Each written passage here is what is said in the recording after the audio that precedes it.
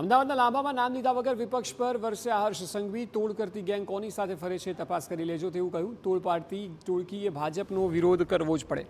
ભાજપના કોર્પોરેટર બનશે તો આ ટોળકીનો ધંધો બંધ થશે તેવું હર્ષ સંઘવીનું કહેવું છે. આ ટોળકીનો હિસાબ કરી લેજો.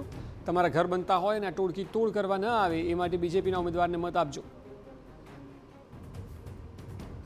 આ તોડ પાડવા વાળી જે આખી ગેંગ છે ને એ કોની ભેગી ફરે છે ને તપાસ કરી લેજો.